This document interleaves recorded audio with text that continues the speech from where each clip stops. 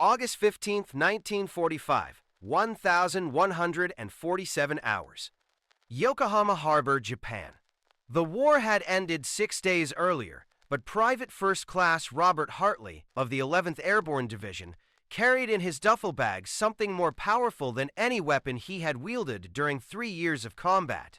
32 Hershey bars purchased with his own money at the PX in Okinawa, carefully wrapped in waxed paper to survive the Pacific crossing. When he distributed those chocolate bars to a group of terrified children hiding in the rubble of Yamashita District, it set in motion a transformation that military planners had never anticipated. The Japanese called it Ein no Kaseki, the miracle of sweets. The Americans would come to understand it as the beginning of reconciliation. Transforming enemy territory required more than military victory. It demanded a psychological revolution that no strategic bombing campaign could achieve.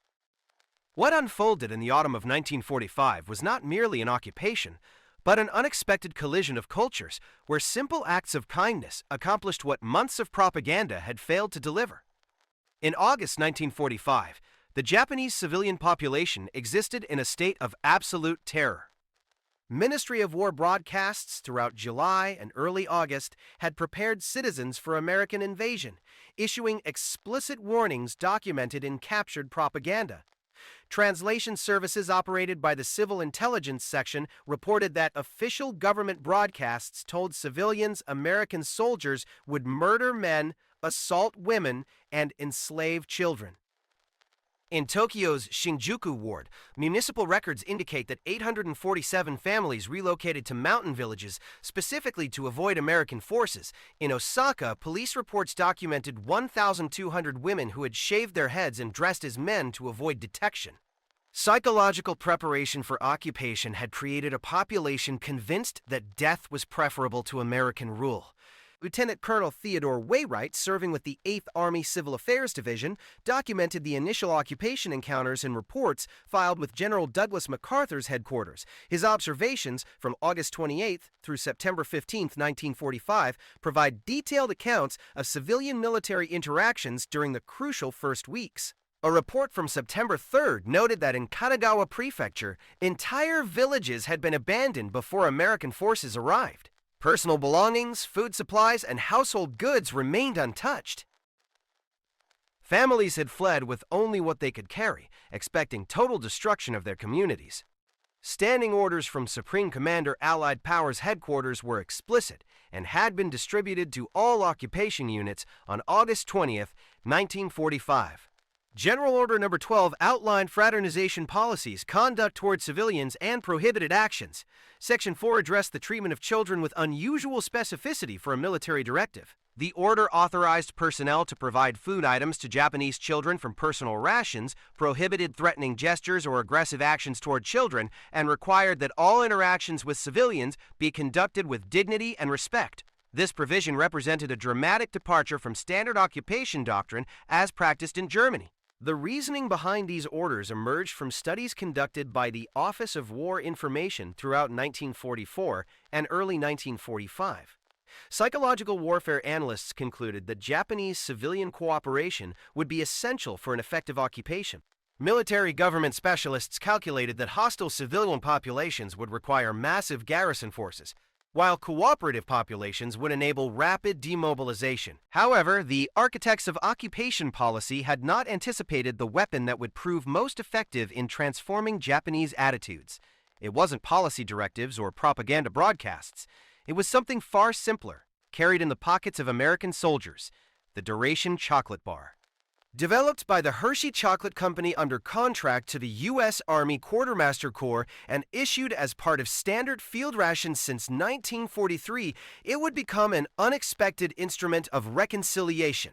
September 8, 1945, 0830 hours, Yokosuka Naval Base perimeter. Sergeant William Patterson of the 1st Cavalry Division's Military Police Detachment encountered the first test of fraternization policy under circumstances that would be repeated thousands of times across occupied Japan in the coming weeks. A group of 7 Japanese children, estimated between 4 and 9 years old, had been observed near the base perimeter fence for 3 consecutive mornings. Military police reports documented their presence but noted that the children maintained distance and exhibited extreme fear when approached. Patterson's report, filed with the Provost Marshal's office, described children who appeared malnourished and wore clothing little more than rags. The decision Patterson made that morning violated no direct orders, but it challenged every assumption about enemy populations that 3 years of combat had reinforced. He approached the fence slowly, hands visible and empty, speaking in a calm voice, though the children understood no English. From his field jacket pocket, he withdrew 4 Tootsie Rolls, standard-issue combat rations, and placed them carefully on the ground before stepping back. What happened next was documented in Patterson's report with unusual detail for a routine MP log entry. The oldest child, a girl of approximately 9 years, approached cautiously after Patterson had retreated 20 feet. She picked up 1 Tootsie Roll, examined it carefully, then returned to the group. The children whispered among themselves in Japanese before the girl unwrapped the candy and took a small bite. Patterson reported that her expression transformed from suspicion to wonder in seconds. She immediately shared pieces with the younger children. Within minutes, the entire group had consumed the candy. They did not come closer, but they did not flee. The following morning, 12 children were at the fence. This pattern replicated across every American installation in occupied Japan during September 1945. At Atsugi Airfield, Army Air Force personnel reported similar encounters.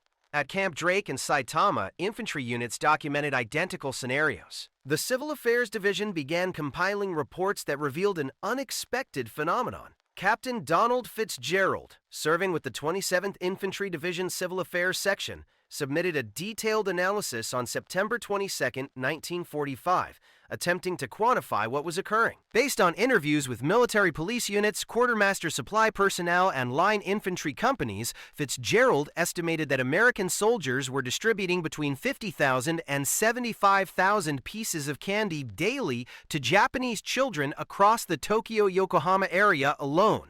This distribution was entirely unofficial, coming from personal rations rather than organized relief efforts.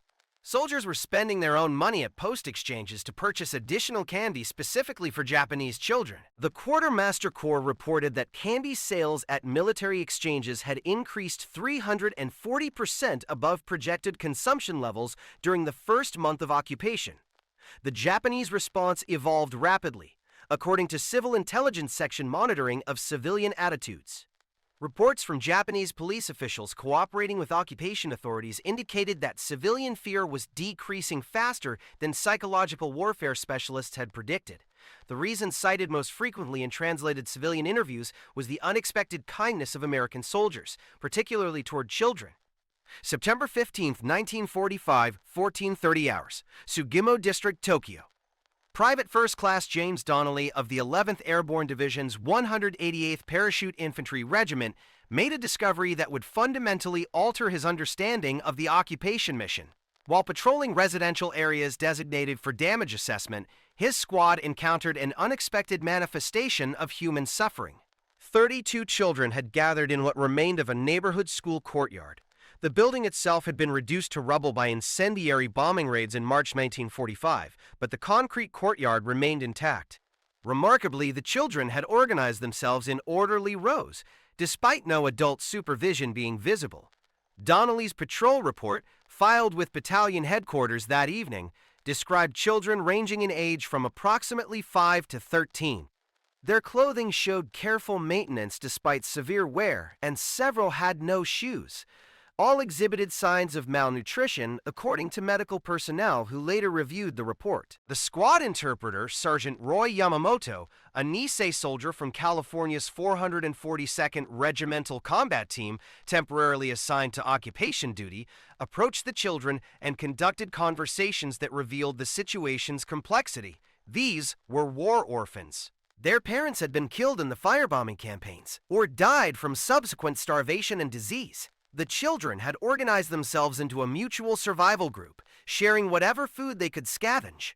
The oldest boy, estimated at 13, served as the group's leader. He explained to Yamamoto that they gathered daily in the school courtyard because it felt normal, like the world before the war. That day, they had no food and had eaten nothing the previous day. They feared American soldiers might harm them, but had nowhere else to go. Donnelly made a decision with no basis in military regulations or occupation policy. He ordered his entire squad to empty their field ration supplies. Every K ration, every D ration chocolate bar, every piece of hard candy, chewing gum, and cookie from personal stores was gathered and distributed to the children. The battalion report documented the event with clinical precision. Total rations distributed included 48 K ration units, 32 duration chocolate bars, and approximately 200 pieces of hard candy and chewing gum. The children accepted the food with formal bows and expressions of thanks in Japanese. Not one piece was consumed immediately. Instead, the 13-year-old leader divided everything into precisely equal portions for distribution. Yamamoto reported that the children's leader stated they would make the food last 4 days if they were careful. He asked if the Americans would return. Donnelly promised they would. The following day, his squad returned with additional rations purchased from their own pay at the military exchange. They continued daily visits for the next 3 weeks until civilian relief organizations could assume responsibility. This pattern replicated across Tokyo.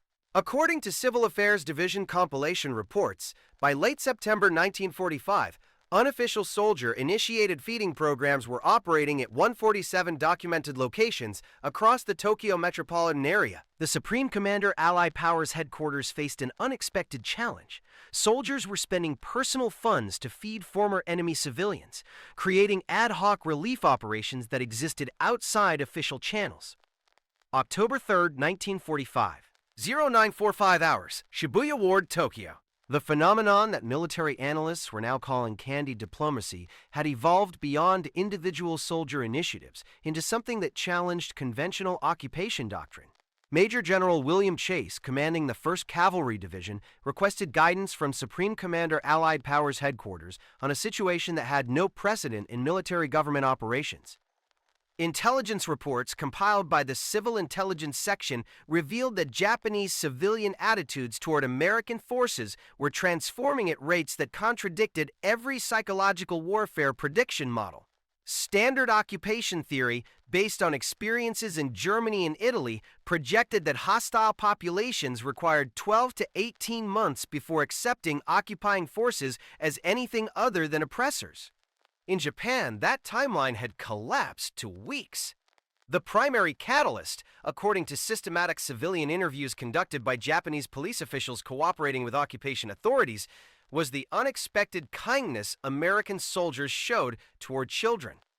Translation services working through thousands of civilian testimonies found recurring phrases. The American soldiers give candy to our children. They smile at our little ones, and they treat our children with gentleness. The statistical analysis prepared by the Civil Affairs Division documented the scale of this unofficial relief effort.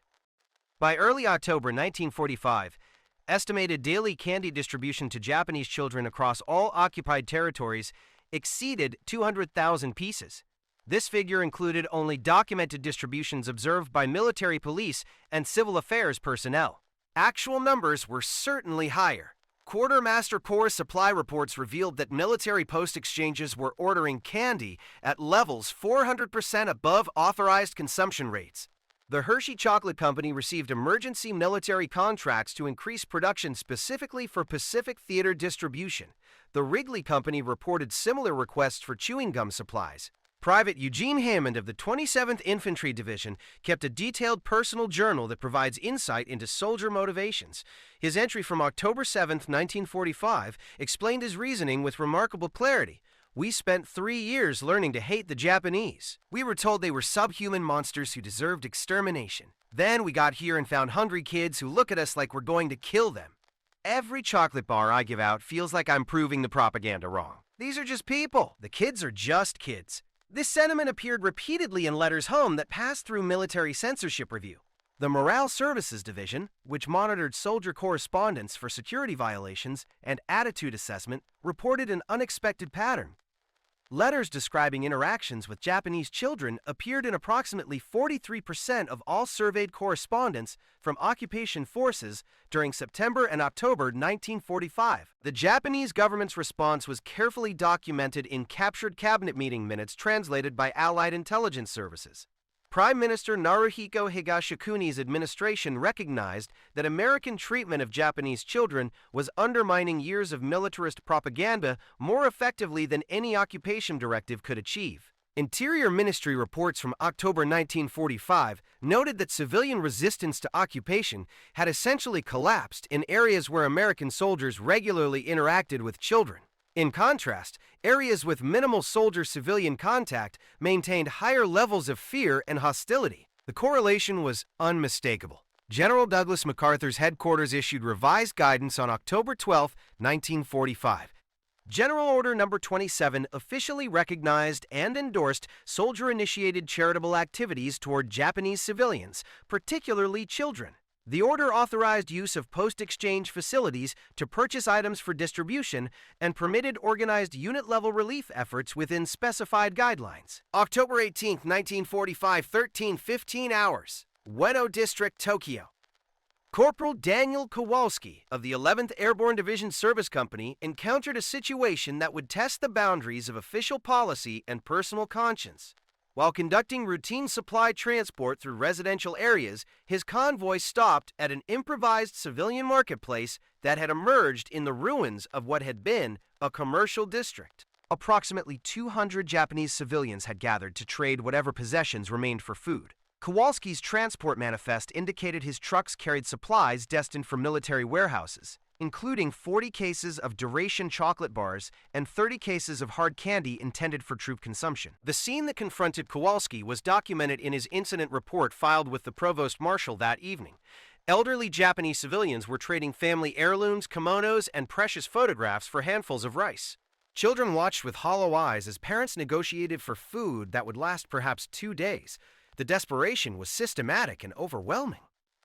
Kowalski made a decision that violated direct orders regarding military supply security. He ordered his convoy to halt and began distributing chocolate bars and candy directly to children in the marketplace. His report stated that he distributed approximately 960 duration chocolate bars and 720 pieces of hard candy before resuming transport duties. The response was documented by Lieutenant Harrison Webb, who arrived at the scene 30 minutes later investigating reports of unauthorized supply distribution. Webb's report to the Inspector General's office described a crowd of Japanese civilians bowing repeatedly toward the departing convoy, with children clutching chocolate bars and crying. Several elderly civilians approached Webb's jeep to express gratitude in broken English. Webb faced a choice that encapsulated the central tension in occupation policy. Kowalski had clearly violated regulations regarding military property. The distributed supplies were valued at approximately $240, a significant amount in 1945. Military accounting protocol demanded disciplinary action, but Webb had witnessed the civilian response and understood the strategic implications. Webb's report recommended no disciplinary action, stating that Kowalski's actions had generated more goodwill toward occupation forces than months of official propaganda could achieve. He noted that Japanese civilians at the marketplace were openly discussing American generosity and questioning their government's wartime characterization of Americans as brutal invaders. The incident reached MacArthur's headquarters through routine Inspector General reporting channels.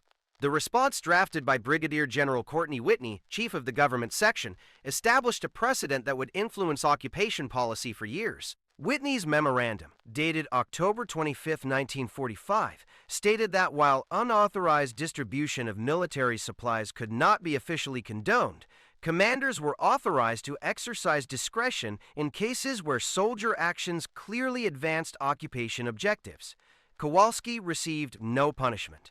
Instead, his initiative was cited as an example of effective soldier-level diplomacy.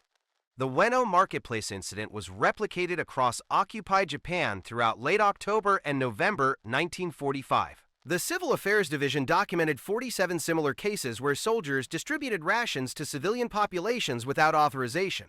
In 43 cases, commanders declined to pursue disciplinary action, citing the positive impact on civilian cooperation. This pattern revealed that occupation policy was being written not in MacArthur's headquarters, but on Japanese streets, where soldiers made split-second decisions about how to treat former enemies who looked like victims rather than threats. November 5, 1945, 16:20 hours. Kawasaki Industrial District. First Lieutenant Albert Zimmerman, serving as Civil Affairs Officer for the 6th Infantry Division's 20th Regiment, submitted a report that would fundamentally reshape understanding of occupation dynamics.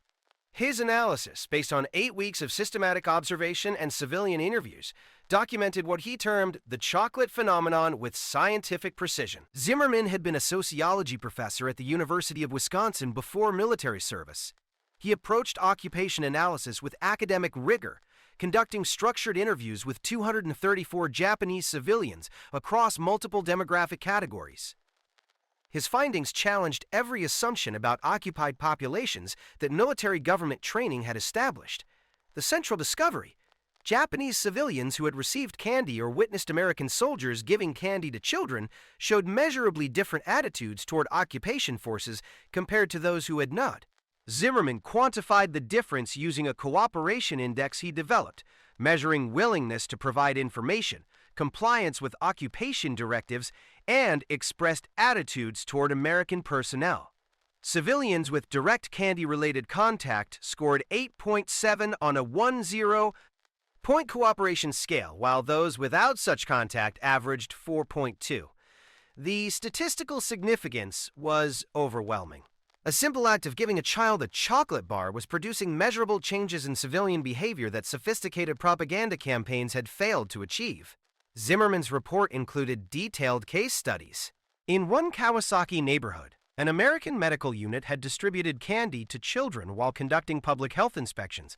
Subsequently, civilian cooperation with mandatory tuberculosis screening reached 94%, compared to 23% in nearby areas where no candy distribution had occurred. The mechanism, according to Zimmerman's analysis, was cognitive dissonance resolution. Japanese civilians had been conditioned by years of militarist propaganda to expect Americans to behave as brutal conquerors. The reality of soldiers giving candy to children created psychological dissonance that could only be resolved by rejecting the propaganda narrative entirely. The report documented conversations with Japanese civilians that revealed this transformation. A 47-year-old woman from Kawasaki, identified only as Mrs. Pro. Tanaka in the report explained through an interpreter, "They told us the Americans would murder our children. Instead, they give them sweets and smile. Everything the government told us was a lie. If they lied about the Americans, what else was a lie?"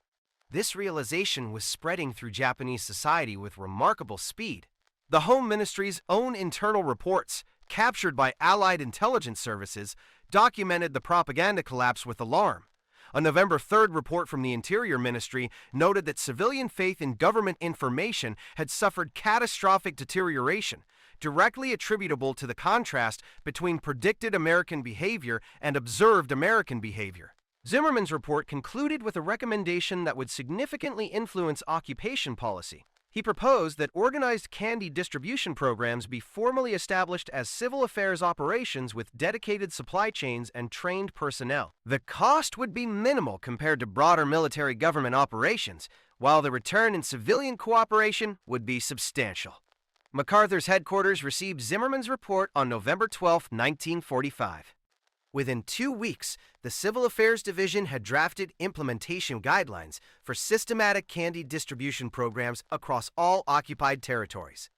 November 28, 1945, 0100 hours, Osaka Prefecture. The formalization of candy distribution programs marked a transformation from spontaneous soldier kindness to systematic occupation policy.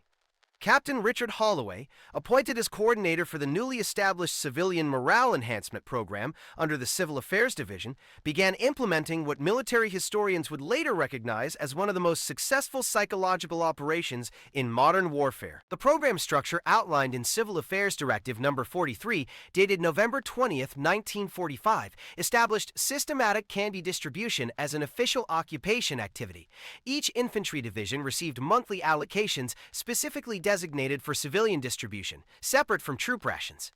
The quantities were substantial. The 1st Cavalry Division alone received authorization for 50,000 chocolate bars and 75,000 pieces of hard candy monthly for civilian distribution purposes. Holloway's implementation guidelines, distributed to all division civil affairs officers, specified procedures that balanced military efficiency with cultural sensitivity. Distribution would occur at designated locations and times to prevent civilian disorder.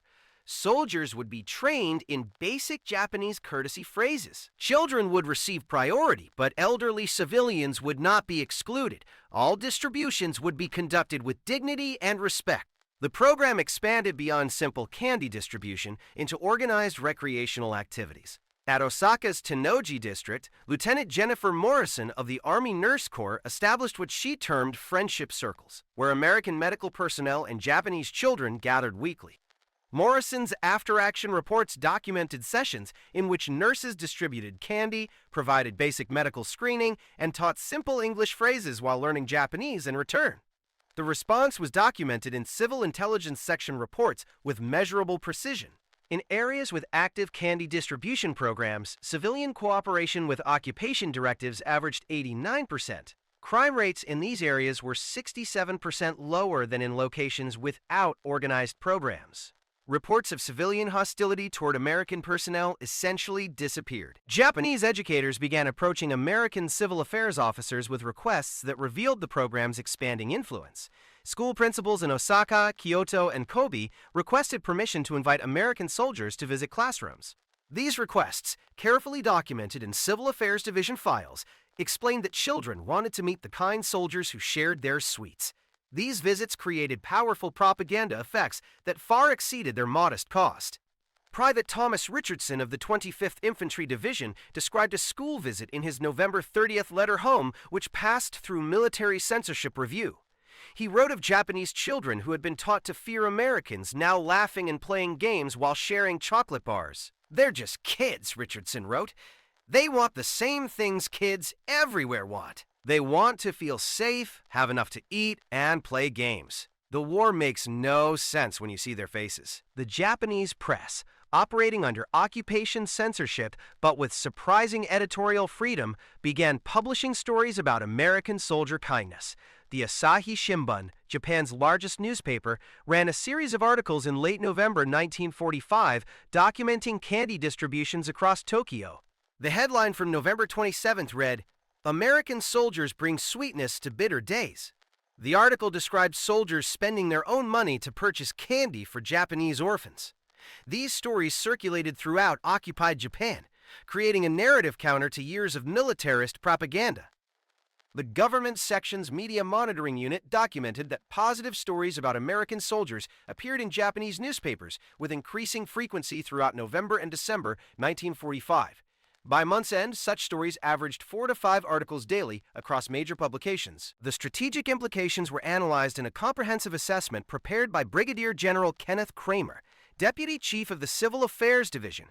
His report, submitted to MacArthur's headquarters on December 3, 1945, stated that candy distribution programs had achieved civilian cooperation levels that conventional military government operations typically required 12 to 18 months to accomplish. The cost was negligible, and the return was transformative.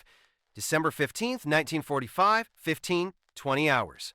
Tokyo Imperial Palace Outer Gardens. The culmination of the candy diplomacy phenomenon occurred during an event that would have been unthinkable 4 months earlier.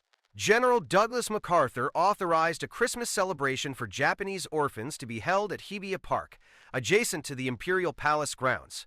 The symbolism was deliberate and profound. Event planning, coordinated by Major Caroline Bradford of the Civil Affairs Division, involved unprecedented cooperation between American occupation forces and Japanese civilian authorities. Bradford's planning documents, preserved in National Archives records, show meticulous attention to cultural sensitivity while maintaining the event's core purpose, demonstrating American goodwill toward Japanese children.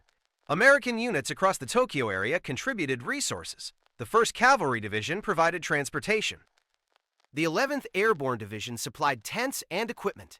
Army quartermaster units allocated 10,000 chocolate bars, 15,000 pieces of hard candy, 5,000 sticks of chewing gum, and 3,000 cookies. The American Red Cross contributed warm clothing items. Military chaplains organized donations of toys purchased by soldiers from their personal funds.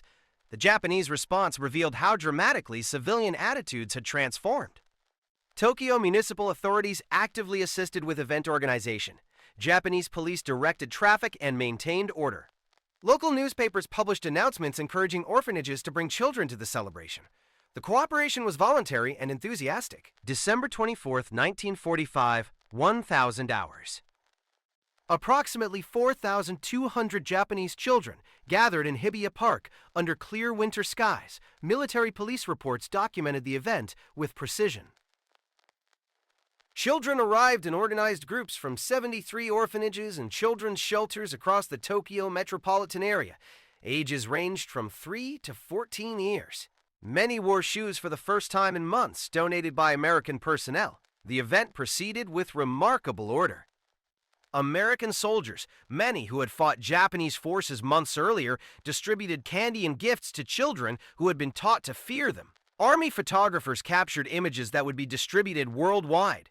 Japanese children smiling while American soldiers placed chocolate bars in their hands, orphans clutching teddy bears donated by soldiers, elderly Japanese caregivers bowing in gratitude toward young American privates. Chaplain Captain Harold Jensen delivered remarks translated into Japanese by interpreters. His words, recorded in Civil Affairs Division reports, emphasized themes of peace, reconciliation, and hope for the future. He spoke of children as symbols of a new beginning, innocent of the hatreds that had caused such suffering. The Japanese caregivers listened with visible emotion. The distribution was conducted with dignity that honored Japanese cultural expectations. Children bowed politely when receiving gifts. American soldiers returned the bows, having been trained in this basic courtesy. The mutual respect was genuine and observed by hundreds of Japanese civilians who gathered at the park's perimeter to witness the unprecedented scene. Civil Intelligence Section observers documented civilian reactions through systematic monitoring. Conversations among watching civilians, translated by Japanese linguists, revealed profound psychological impact. One elderly man was recorded stating, "These Americans treat our orphans with more kindness than our own government showed them. We were told they were demons. They are human beings with generous hearts." The event concluded at 1600. Children departed with bags containing candy, cookies, and small toys. Many clutched chocolate bars carefully, planning to make them last. American soldiers, according to multiple after-action reports, were visibly affected by the experience. Chaplain Jensen's report noted that dozens of soldiers requested permission to visit orphanages regularly to continue supporting the children. The strategic assessment prepared by the government section acknowledged that the Hibiya Park event had accomplished more to legitimize the occupation than any military directive or propaganda campaign. Photographs from the event appeared in Japanese newspapers on December 25th and 26th. The Mainichi Shimbun headline read, "American soldiers bring Christmas joy to war orphans." The accompanying photographs showed smiling children and generous soldiers, an image that contradicted every wartime propaganda message about American brutality. January 20th, 1946. 5 months after surrender, the transformation of Japan from enemy nation to cooperative occupied territory was analyzed in comprehensive assessments prepared for the Joint Chiefs of Staff by Occupation Headquarters. The conclusions challenged fundamental assumptions about military government and the nature of post-war reconstruction. The Civil Affairs Division's final report on candy distribution programs, submitted January 15, 1946, documented results that exceeded every projection. Total candy and confectionery items distributed to Japanese civilians between September 1945 and January 1946 numbered approximately 12.5 million pieces. Estimated cost to the U.S. government and individual soldiers was $287,000. Return on investment in terms of civilian cooperation and reduced occupation resistance was incalculable. The statistical analysis was compelling. Areas with active candy distribution programs showed civilian cooperation rates averaging 91% compared to 54% in areas without such programs. Crime rates in program areas were 73% lower. Incidents of civilian hostility toward American personnel were 89% lower. The correlation between simple acts of kindness and measurable cooperation was undeniable, but the true impact extended beyond statistics into human transformation, documented in thousands of personal accounts. Private Robert Hartley, who had carried those first 32 Hershey bars into Yokohama in August, wrote in his final letter before rotation home, "I came to Japan expecting to hate these people forever. I'm leaving having learned that kindness is more powerful than any weapon." The children taught me that when you give a kid a chocolate bar and see his face light up, you remember that we're all human. War makes us forget that. Peace lets us remember. Japanese perspectives collected through systematic civil intelligence section interviews revealed parallel transformation. Mrs. Fumiko Yamamoto, interviewed in December 1945, stated through interpreters, "I lost my husband and 2 sons in the war. I believed I would hate Americans until my death. Then American soldiers gave candy to my grandson and treated him with gentleness. My hatred could not survive their kindness. They showed me that individual human beings can be good even when nations are at war." The phenomenon influenced planning for post-war reconstruction globally. The candy distribution model was studied by occupation planners preparing for potential conflicts in other regions. The fundamental lesson documented in War Department strategic assessments was that small acts of individual kindness could accomplish strategic objectives that military force alone could never achieve. General Douglas MacArthur, in his final report on the occupation's first year, devoted significant attention to the candy phenomenon. He wrote, "The American soldiers' instinctive generosity toward children, demonstrated through the simple act of sharing candy, accomplished more to reconcile former enemies than calculated policy could have achieved. It demonstrated that in the human heart, kindness overcomes hatred, that individual compassion can bridge the deepest national divides. The legacy extended through generations. Japanese who received candy as children in 1945 and 1946 became leaders of post-war Japan's dramatic recovery. Many credited their positive attitudes toward America to those early encounters with soldiers who shared chocolate bars. The alliance between the United States and Japan, one of the strongest international partnerships of the late 20th century, had roots in simple acts of kindness during those first months of occupation. Today, in museums across Japan, exhibits documenting the occupation period often feature photographs of American soldiers distributing candy to Japanese children.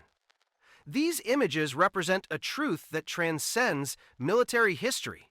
In humanity's darkest moments, individual acts of compassion can light paths toward reconciliation that seemed impossible. The streams of chocolate bars flowing into children's hands in autumn 1945 didn't just satisfy immediate hunger. They demonstrated that even after total war, even between the most bitter enemies, the human capacity for kindness could overcome the deepest hatreds.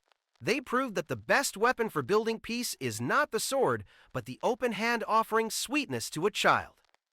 Up next, you've got 2 more standout stories right on your screen. If this one hit the mark, you won't want to pass these up. Just click and check them out. And don't forget to subscribe and turn on the notification bell so you don't miss any upload from us.